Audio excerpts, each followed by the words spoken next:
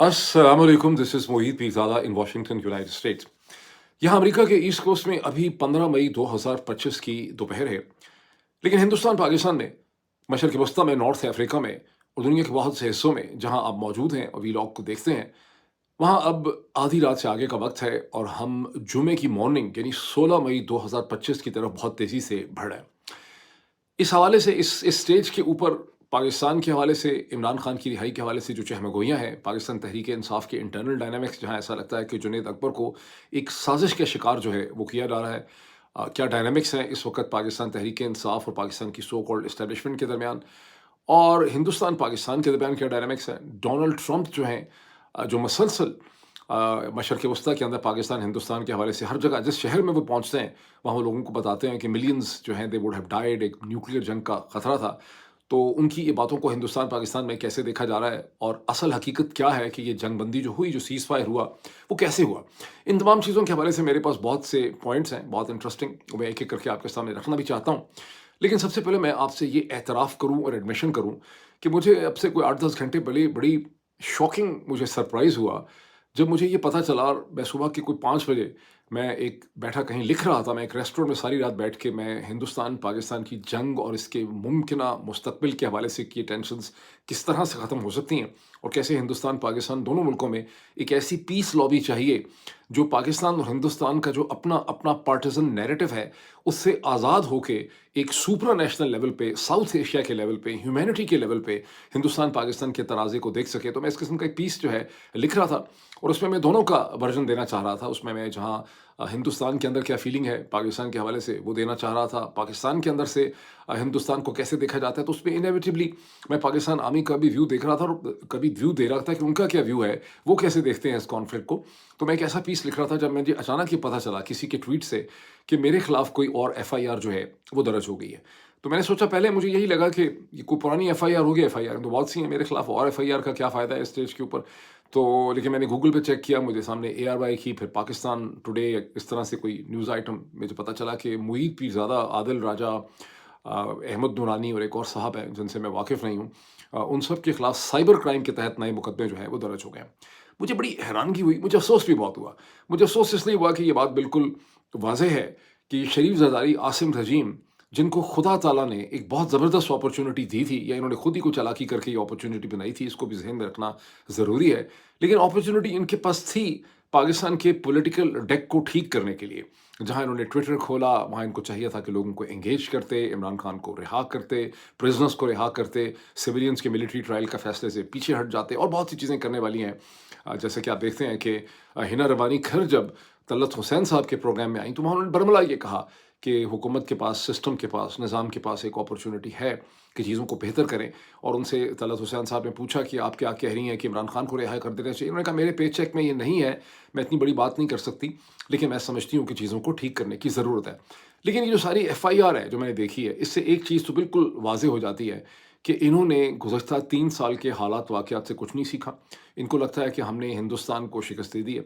हम बहुत बड़े बालातर होके निकले हैं, अमेरिका भी हमारे साथ है, चीन भी हमारे साथ है, तुर्की, अज़रबैजान भी हमारे साथ हैं, और अब हमें किसी किस्म की पाकिस्तान के पॉलिटिकल डेक को ठीक करने की ज़रूरत नहीं है। वरना ये इस स्टेज के ऊपर ये एफआईआर्स जो हैं, ये सिर्फ़ और सिर्फ़ माहौल को ख़राब करती हैं। अब मैं थोड़ा-सा ये भी कहूँ कि पाकिस्तान एक ऐसा मुल्क है जिसमें लॉ जो है ना, LAW लफ़्ज़ लॉ, ये उर्दू में जिसको कानून कहते हैं, इसका सिरे से कोई तसव्वुर ही नहीं है। पाकिस्तान में लॉ का कभी भी कोई तसव्वुर नहीं था। एक बड़ा बदनसीब मुल्क है जिसमें लॉ का कोई तसव्वुर ही नहीं है। बहुत से मुल्कों में नहीं होता, लेकिन यहाँ पे है ही नहीं लॉ का कोई तसव्वुर। यहाँ अंदर कई फैमिली के अंदर है, बाप का कंट्रोल है, माँ का कंट्रोल है, इस किस्म का कानून ज़रूर है। फ़ौज के अंदर वो खुद से जनरल का कंट्रोल है, लेकिन लॉ का कोई कंट्रोल जो है वो पाकिस्तान में नहीं है। बिकॉज़ पाकिस्तान में इन्होंने साइबर लॉ कैसा बनाया है जिसमें एक ओपिनिएटेड पर्सन जो मेरी तरह का है, जो सिर्फ़ अपने ओपिनियन और एनालिसिस पेश करता है, उससे इनकी नेशनल सिक्योरिटी को या इनकी साइबर सिक्योरिटी जो है उसको ख़तरा हो गया। यकीनी तौर पे इनका जो साइबर लॉ होगा, वो एक अनोखा लाडला होगा, वो दुनिया भर के साइबर लॉ से बिल्कुल मुख्तलिफ होगा। बिकॉज़ जो कुछ मैं कहता हूँ, ये करता हूँ, वो दुनिया के किसी भी डिसेंट महज़्ज़ब माशरे के साइबर लॉज़ की ज़द में नहीं आ सकता। मैं कहता ही क्या हूँ, मैं ट्वीट करता हूँ, तो आप ट्विटर को कंप्लेन कर दें। मैं ऐसे कहते हैं वीलॉग पे बात करता हूँ, तो इन्होंने कोई अजीब-ओ-गरीब किस्म का साइबर लॉ जो है वो लिखा होगा।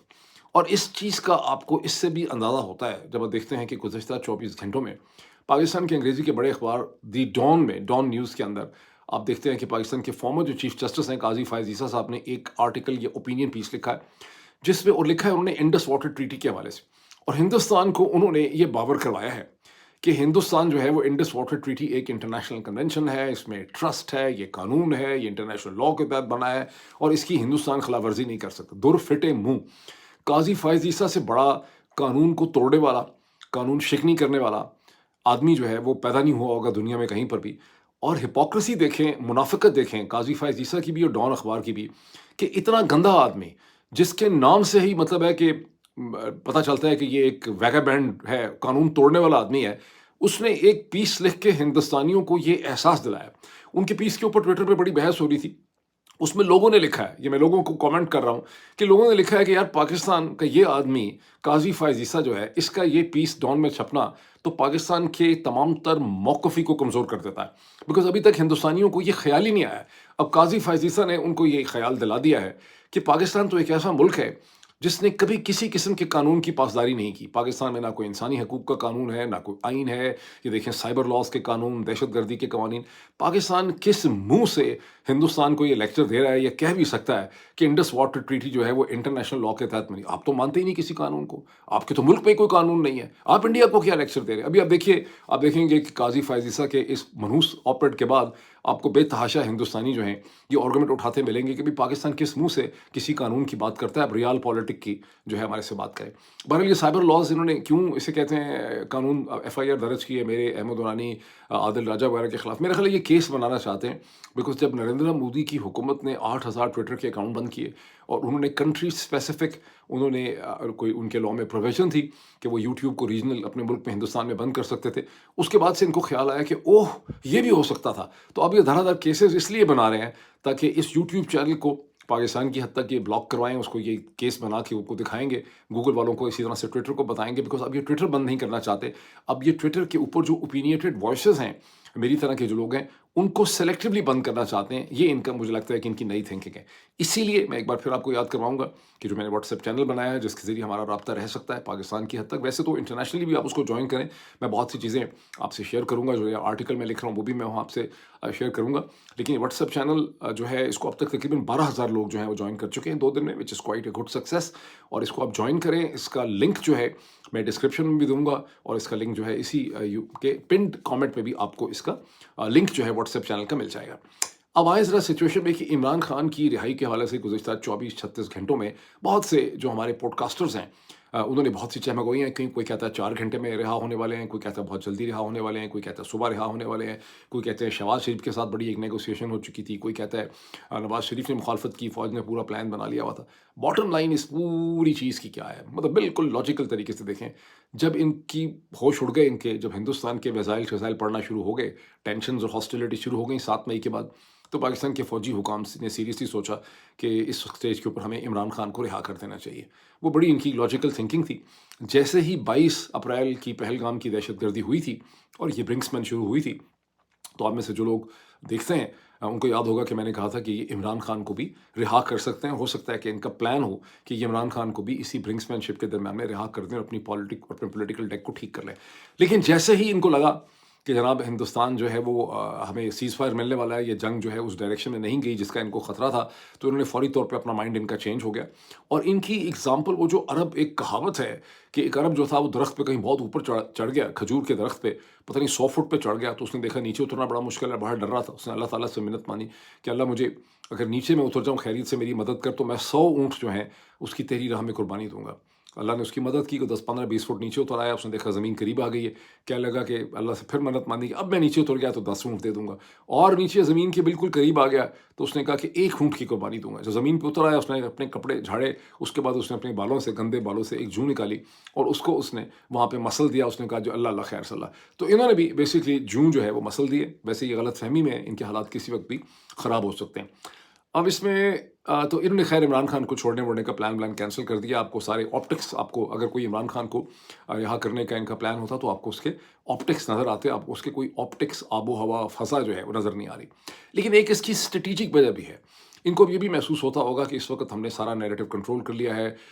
شہباز شریف صاحب، عاصم منیر، یہ سب لوگ ہیرو بن چکے ہیں قوم کے. قوم بھی بڑی بیوقوف ہے بیچاری، تو قوم کو بیوقوف بنانا تو پاکستان میں کوئی مشکل ہے نہیں. اس میں ناراض مت ہوا کریں. آپ میں سے 20 25 30% لوگ ضرور ایسے ہیں اس یوٹیوب چینل میں، خاص کر کے اس یوٹیوب چینل میں، جن کے دماغ کے دونوں سائڈ جو ہے نا کھوپڑی کے کام کرتے ہیں، رائٹ اینڈ لیفٹ ہیمسفیئر. باقی زیادہ تر پاکستانیوں پہ یہ چیز اپلائی نہیں کرتی ہے. یہ آپ لوگ اٹریکٹ ہو گئے ہیں ٹورڈز دس یوز، کیونکہ آپ کے اندر ہوگی ڈیمانڈ لاجک کی، ریشنلٹی کی، آپ اس کو آ کے سنتے ہیں. ورنہ زیادہ تر پاکستانی خاصے بھولے ہیں. تو یہ جو سارا ڈرامہ ہے ان کو ابھی تک نہیں سمجھ آ رہا. ان کو کبھی پچھلے بھی ڈرامے سمجھ نہیں آئے، تو یہ بھی ان کو سمجھ نہیں آ رہا. تو یہ عمران خان کو اس لیے ریلیز نہیں کر سکتے کہ جو نیریٹو اس وقت یہ سمجھتے ہیں کہ ہم نے بنا لیا ہے، اور عمران خان کا نیریٹو بہت کمزور ہو گیا ہے. اگر عمران خان جیل سے نکلیں گے تو وہ بہت جلدی، ان کی شخصیت پہ اتنا کیرزما ہے، وہ باہر نکلیں گے، ساری حالات کو دیکھیں گے، دنیا کو دیکھیں گے، تو بہت جلدی کچھ دنوں یا کچھ ہفتوں میں ہی عمران خان ایک نیا نیریٹو جو ہے وہ کھڑا کر لیں گے. یہ اس لحاظ سے بھی عمران خان کو چھوڑنا فی الحال افورڈ نہیں کرتے، انلیس کہ کوئی ایسی ڈیولپمنٹ ہو جائے جو ان کو مجبور کر دے.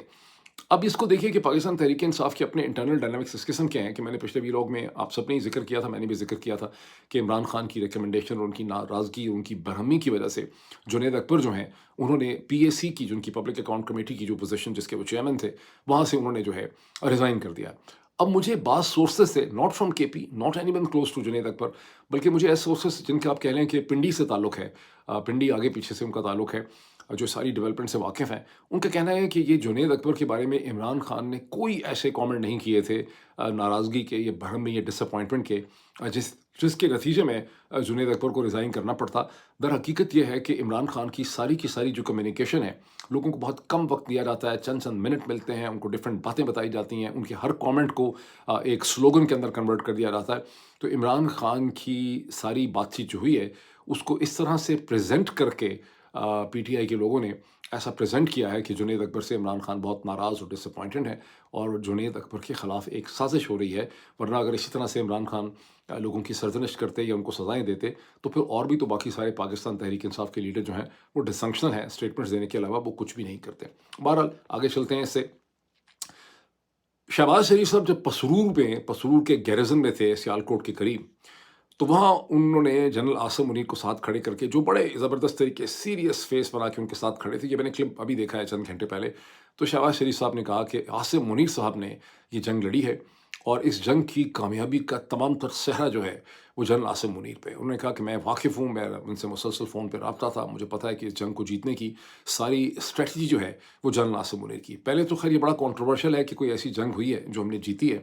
لیکن پھر عاصم منیر نے اس کو جنگ جیتی سے مطلب ہے کہ شہباز شریف یہ کہہ رہے ہیں کہ جنرل عاصم منیر جو ہے وہ افواج پاکستان کے سپریم کمانڈر تھے. میں یہاں پہ آپ میں سے جو لوگ بھولے اور نادان ہیں آپ کو یاد کرواؤں گا کہ جنرل عاصم منیر کا پاکستان پہ کنٹرول ضرور ہے، بڑی فوج کے سربراہ ہونے کی حیثیت سے وہ پاکستان کے آرمی چیف ضرور ہیں، لیکن وہ پاکستان کے ایئر فورس کو کنٹرول نہیں کرتے، نہ وہ پاکستان کی نیوی کو کنٹرول کرتے ہیں. جو سم ٹوٹل ہے آرم فورسز آف پاکستان کا، اس کی وار ایکٹیویٹی کو اگر کوئی کوآرڈینیٹ کرتا ہے legally and constitutionally and as per the army act, تو وہ chairman joint chief of staff ہوتا ہے. جو لاسٹ مجھے جہاں تک یاد ہے وہ ساحر شمشاد مرزا صاحب تھے، ابھی بھی پتہ نہیں ہے کہ نہیں ہے، بس ساحر شمشاد مرزا ہی chairman joint chief of staff اگر ہیں تو وہی اسے کہتے ہیں، اس کو کوآرڈینیٹ کرتے ہیں، یا جو بھی chairman joint chief of staff ہوتا ہے، نام تو یہاں میٹر ہی نہیں کرتا. جنرل عاصم منیر اس بڑی فوج کے سربراہ ہے جس کا اس جنگ میں منیمم رول تھا. اس کی کوئی پرفارمنس ہمارے سامنے نہیں آ سکی. یہ جو 4 دن کی 3.5 دن کی جنگ ہوئی ہے، اس میں اگر ہم اپنے آپ کو بچانے میں کامیاب ہو گئے ہیں اور ہمارا کوئی کھپ پڑی ہے، یہ شور مچا ہے، تو وہ سارا کا سارا Pakistan air force P A F کی وجہ سے ہے. یہ اس کی پروفیشنلزم ہے، ان کی اپنی مشین اور اپنے ہتھیار پہ کنٹرول ہے. انہوں نے جس طرح سے اپنے JTNC یوز کیے ہیں، جیسی ان کی انڈرسٹینڈنگ تھی PL-15 کی، جس طرح سے سسٹم آف سسٹمز کی، چائنیز سسٹم کی ان کی کوآرڈینیشن تھی، وہ اس کے لیے رسپانسبل ہے. جنرل عاصم منیر کی اس میں کیا اسٹریٹجی ہے؟ دوسری طرف سے آپ یہ دیکھیں کہ ہندوستان میں آخری بندہ جتنے بھی ان کے اینالسٹ ہیں، گورنمنٹ کے ہوں یا ان کے، وہ لکھ بھی رہے اخباروں کے اندر، اور یہ کھلا ان کے ٹیلی ویژن چینل میں ڈسکشن ہوئی ہے، تو میں کوئی اپنے سے چیز بنا نہیں رہا، گھڑ نہیں رہا. سارے ہندوستان کے جو تھنکنگ انڈیا ہے وہ کنونس ہے کہ پہلگام کی جو دہشت گردی ہے یہ جنرل عاصم منیر کے بغیر ایکسپلین نہیں ہو سکتی. اور یہ جو کچھ بھی ہوا ہے یہ جنرل عاصم منیر صاحب نے اپنی گرتی ہوئی پاپولیرٹی کو بڑھانے کے لیے اور پاپولر بننے کے لیے انہوں نے کیا ہے. اب جب آپ وہ ویڈیو کلپ دیکھتے ہیں جو اس وقت میں آپ کو دکھا نہیں سکتا بیکاز اب میرے پاس ٹائم نہیں ہے ایڈیٹنگ کا، تو آپ کو کلیئرلی نظر آتا ہے کہ جنرل عاصم منیر اس جنگ کے ہیرو بن کے ایمرج ہوئے ہیں، شہباز شریف صاحب ان کو بتا بھی رہے ہیں ہیرو کے طور پہ، تو کسی حد تک آپ کو ہندوستانیوں کے شکوک میں کوئی تھوڑی سی جان جو ہے وہ لگنے لگ جاتی ہے۔ اب اس میں آگے دیکھیے کہ پاکستان میں آپ سب کا خیال ہے، آپ کو یہ سودا بیچا گیا ہے کہ پاکستان نے جو 24 جگہوں پہ ٹارگٹ کیا تھا 9 کی رات کو یا صبح کی 10 کی سیٹرڈے کی مارننگ وغیرہ میں، تو اس کے نتیجے میں ہندوستان بوکھلا گیا، پریشان ہو گیا، ڈر گیا، پینک میں چلا گیا۔ ان کو اندازہ نہیں تھا کہ پاکستانی جو ہیں وہ اس قسم کی اسٹرائکس کر سکتے ہیں ہندوستان کے 24 مقامات پہ، اور ہندوستانیوں نے فوری طور پہ سوچا کہ سیز فائر ہمیں کر لینا چاہیے پاکستان سے، ورنہ اس سے پہلے وہ سیز فائر کے لیے تیار نہیں تھے، اور جے ڈی وینس کہہ چکے تھے کہ ہم تو کوئی ہمارا یہ میٹر آف انٹرسٹ نہیں ہے، نن آف آر بزنس، اور ہندوستان کو موقع دیا جا رہا تھا کہ پاکستان کو ٹھوکے اور سبق سکھائے۔ یہ پریڈومیننٹ ویو ہے، پتہ نہیں آپ میں سے چند لوگوں کا شاید یہ ویو نہ ہو تو آئی مسٹ اپولوجائز، لیکن میرا خیال ہے کہ 70-80% پاکستان کا ویو یہی ہے کہ ہم نے ایسا زبردست ہم نے پھینٹا لگایا ہے ہندوستان کو جوابی حملے سے، کہ ہندوستان جو ہے وہ مجبور ہو گیا سیز فائر کرنے کے لیے۔ اور ویسے ہی اور بات ہے کہ پاکستان کی حکومت نے، ملٹری وغیرہ نے، سب نے امریکن انٹرونشن جو ہے ڈونلڈ ٹرمپ کی، مارکو روبیو کی، اس کو ویلکم کیا ہے، ہندوستان کی سائڈ سے اس کو ویلکم جو ہے وہ نہیں کیا جا رہا۔ لیکن یہ جو موما ہے یہ بہت حد تک اب ایکسپلین ہوتا چلا جا رہا ہے کہ اصل معاملہ جو ہے وہ کیا ہے۔ انڈیا کا جو ویو ہے پریڈومنٹلی وہ یہ ہے کہ ڈونلڈ ٹرمپ نے نریندر مودی کو دھمکایا اور سمجھایا کہ ہمیں انٹیلیجنس ہے اور ہماری اسیسمنٹ ہے کہ ایک بہت بڑی خوفناک جنگ ہو سکتی ہے، مطلب ان کا یہ ہے کہ نیوکلیر جنگ ہو سکتی ہے اور ملینز لوگ اس میں مر سکتے ہیں۔ دوسری چیز جو بہت چبھتی ہوئی انہوں نے نریندر مودی کے کان میں ڈالی، جس کو وہ بار بار کہہ رہے ہیں مشرق وسطیٰ میں وہ جہاں جا رہے ہیں، سعودی عرب میں انہوں نے بات دہرائی، قطر میں انہوں نے بات دہرائی، متحدہ عرب امارات میں بات دہرائی، پہلے بھی وہ کہہ چکے تھے کہ میں نے ان کو کہا کہ بھائی میں تم دونوں سے ٹریڈ کرنا چاہتا ہوں، اور انہوں نے ٹریڈ کا ان کو یعنی لارا دیا۔ اب آپ اچھی طرح سے you must use your common sense to understand کہ پاکستان کو کیا امریکہ نے ٹریڈ دینا ہے، پاکستان کی کیا اوقات ہے ٹریڈ کی۔ پاکستان کا کوئی خاص ٹریڈ ہی نہیں ہے امریکہ کے ساتھ، نہ ہو سکتا ہے۔ امریکی صدر آسمان سے بھی الٹا لٹک جائے، پاتال میں بھی چلا جائے، آسمان سے بھی لٹک جائے، چھلانگیں بھی لگائے، کپڑے اتار کے بھی پھاڑ دے، تو پاکستان کو امریکہ کی کمپنیوں سے ٹریڈ نہیں دلا سکتا، بیکاز پاکستان کا ہے ہی نہیں، وہ ڈائنامکس ہی نہیں ہے ایسے ٹریڈ کے، اور امریکن کارپوریشنز جو ہیں وہ اس طرح سے نہیں آتی کہیں ٹریڈ کرنے کے لیے۔ بیسیکلی ٹریڈ کی جو دھمکی لگائی ہے ڈونلڈ ٹرمپ نے، جو بات سخت تھی، وہ پرائم منسٹر نریندر مودی جو ہندوستان کے، ان کے لیے تھی وہ دھمکی، کیونکہ ہندوستان آپ کو پتہ ہے کہ اس کا 130-40 بلین ڈالر کا تو صرف اس کا گڈز کا ٹریڈ ہے، اس کا سروسز کا ٹریڈ یا سافٹ ویئر کا ٹریڈ جو ہے اس کے علاوہ ہے۔ تو ہندوستان اور امریکہ جو ہے وہ ٹریڈ کی ری نیگوسیشن کر رہے ہیں، جو بڑی مشکل ہے اور بہت امپورٹنٹ ہے نریندر مودی کی حکومت کے لیے۔ تو یہ ٹریڈ کی دھمکی جو ہے یہ بیسکلی انہوں نے ہندوستان کو لگائی ہے، جس کے نتیجے میں ہندوستان کو تمام لاجیکل انالیسس جو اب سارا چھپ چکا ہے ہمارے سامنے آتا ہے، اس سے ہمیں سمجھ آتی ہے کہ ہندوستان کو نیوکلیئر اور ٹریڈ کی جب دھمکی امریکہ نے دی ہے تو ہندوستان کو پیچھے ہٹنا پڑا، اور ان کو جو ہے ان کو سیز فائر کرنا پڑا، جس کو سیز فائر نہیں کہتے، اس کو سیسیشن آف ہاسٹیلٹیز، یا وہ کہتے ہیں کہ ہم نے فائرنگ جو ہے اس کو ہم نے روک دیا۔ تو اس چیز کو ایبزارب کرنا جو ہے بہت ضروری ہے۔ اب اس کی مزید کلیریفیکیشن میں انفارچونیٹلی اس وقت دکھا نہیں آپ کو سکتا، میں نے پہلے لیپ ٹاپ پہ بیٹھ کے کوشش کی تھی، لیکن اس میں کوئی عجیب سا مسئلہ تھا، انہوں نے کوئی نیا کروما ایڈ کر دیا زوم والوں نے، وہ میں دکھا نہیں پا رہا تھا ٹھیک طرح سے۔ نیو یارک ٹائمز نے 24 گھنٹے پہلے ایک سٹوری نکالی، جس میں نیو یارک ٹائمز نے بتایا کہ ہندوستان اور پاکستان نے کلیم تو بہت کیے ہیں ایک دوسرے کو ہرٹ کرنے کے، ہٹ کرنے کے، لیکن جو سیٹلائٹ امیجز ہیں میکسر ٹیکنالوجیز کے اور پلانٹ لیب کے، وہ یہ شو کرتے ہیں کہ کوئی بہت زیادہ نقصان جو ہے وہ نہیں ہوا، اور پاکستان نے جو میزائل حملے کیے ہیں اس سے تو ہندوستان کو کچھ بھی نہیں ہوا۔ یعنی ہندوستان نے جو مسل سٹرائکس کی ہیں پاکستان کے اندر، دو تین قسم کے انہوں نے مسلز یوز کیے، آپ کو پتہ ہے پہلے انہوں نے میرا خیال اسکیلپ یوز کیے جو فرینچ ٹائپ کے تھے، جو ایئر ٹو گراؤنڈ تھے، جس میں انہوں نے 24 مقامات کو ہٹ کیا، آزاد کشمیر میں، پاکستان میں، بہاولپور کے اندر، مرید کے میں، اور وہ سارے جو ہیں جن جن بلڈنگز پہ ان کو جا کے لگنا تھا، اسکیلپ ایکوریٹلی جا کے انہوں نے ہٹ کیا، اور ہم کچھ بھی نہیں روک سکے۔ اس کے بعد انہوں نے برہموز یوز کیے جو رشین اور انڈین تعاون سے، اشتراک سے بنے، اور انہوں نے جہاں جہاں وہ مارنا چاہتے تھے خاصا پریسائزلی انہوں نے ہٹ کیا، اور پاکستان نے کسی قسم کے سیٹلائٹ امیجز نہیں دکھائے، جبکہ ہندوستان کی آرمی، ایئر فورس وغیرہ نے اپنی بریفنگز میں وہ سیٹلائٹ امیجز دکھائے ہیں۔ بہرحال New York Times did not rely upon دو سیٹلائٹ امیجز، انہوں نے اپنے سیٹلائٹ امیجز لے کے اپنی اسٹوری میں دکھائے ہیں، اور وہ میں نے دیکھے ہیں بہت غور سے۔ وہ سیٹلائٹ امیج دکھاتے ہیں کہ بلہاری جو ہے، جہاں F-16 ہوتے ہیں، جو کراچی سے کہتے ہیں کہ 100 کلومیٹر 100 میل دور ہے، وہاں پر انہوں نے جس ہینگر کو نشانہ بنایا، انہوں نے پہلے کا امیج دکھایا حملے سے پہلے کا اور حملے کے بعد کا، اور وہ ہینگر کا ایک حصہ جو ہے بالکل تباہ ہو گیا ہے۔ اسی طرح سے انہوں نے نور خان ایئر بیس کے اوپر جو حملے ہوئے ہیں وہاں پہ بھی دکھایا انہوں نے کہ بلڈنگ کیسے ڈیمیج ہوئی ہے۔ پھر انہوں نے جو رحیم یار خان میں حملہ ہے وہ بھی دکھایا۔ تو جہاں جہاں انہوں نے 3 یا 4 امیجز انہوں نے دکھائے ہیں جہاں رن ویز جو ہیں وہ انٹرپٹ ہو گئی ہیں، جبکہ پاکستان سائڈ سے نہ تو کوئی دکھائے گئے ہیں سیٹلائٹ امیجز، اور پھر انہوں نے ادھمپور کے ایئرپورٹ پہ جہاں پاکستان نے کہا کہ ہم نے سب کچھ ڈسٹروائے کر دیا ہے، سارے ناکارہ بنا دیے ہیں، یہ ہماری اسٹیٹمنٹ تھی، میں بھی دہراتا رہا ہوں پاکستان کے پیچھے پیچھے،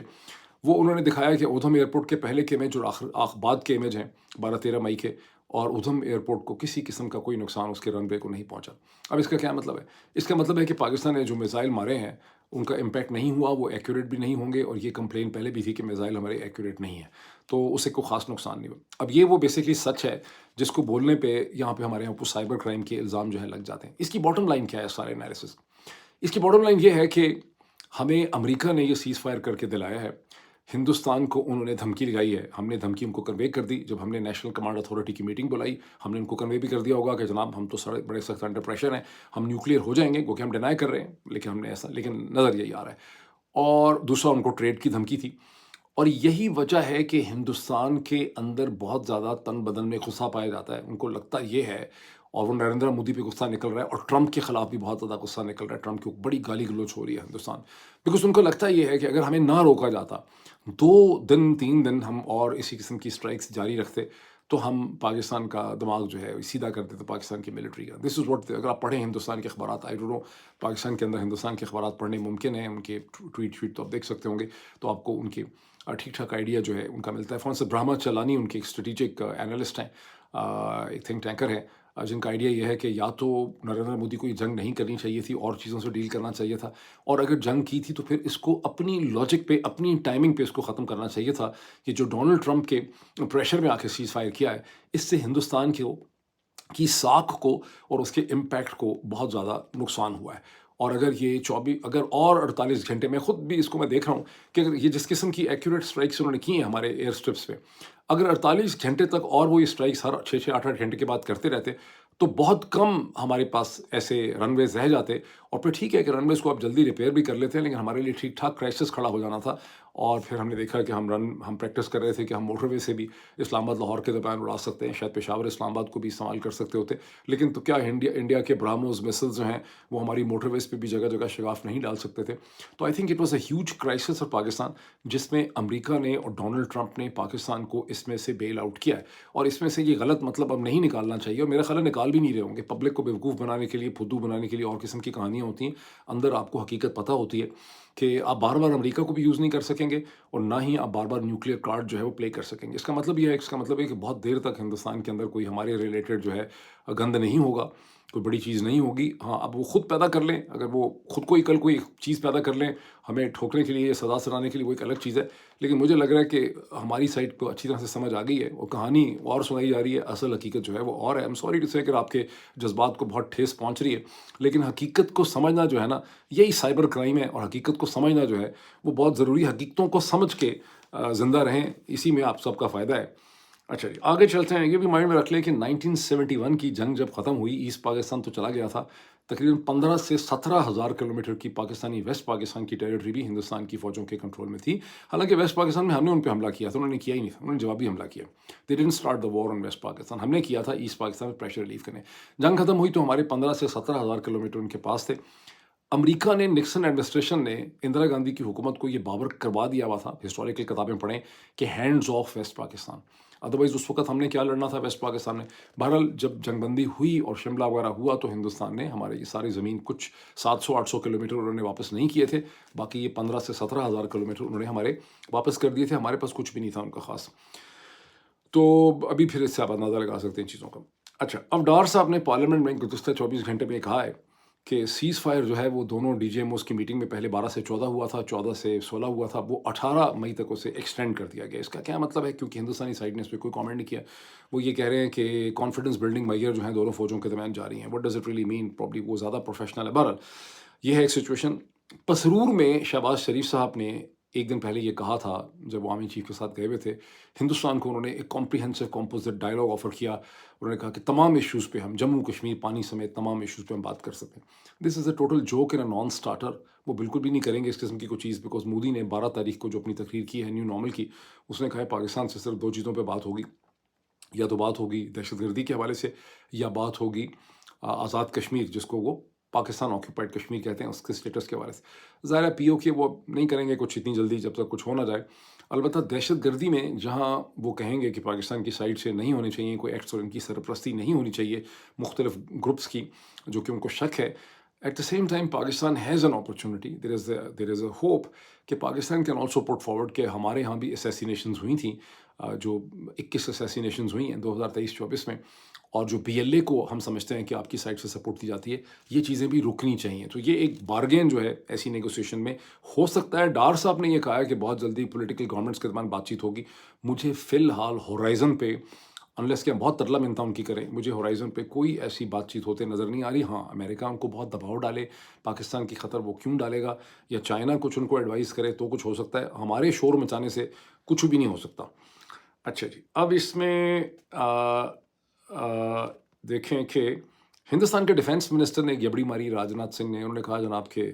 آئی اے کو چاہیے کہ پاکستان کے نیوکلیئر ایسٹس کی بڑا رسپانسبل کنٹری کنٹرول میں لے لیں. یہ بات قابل ذکر بھی نہیں ہے، مطلب اٹس اے جوکنگ تھنگ. ظاہر ہے کہ آئی اے ایسا کچھ بھی نہیں کر سکتا. اس کے جواب میں پاکستان کے فارن آفس نے خاصی پروفیشنل انہوں نے کمپلین کی ہے آئی اے سے. انہوں نے کہا کہ ہندوستان سے مسلسل لیکس کی خبریں آتی رہی ہیں ممبئی سے کہ نیوکلیئر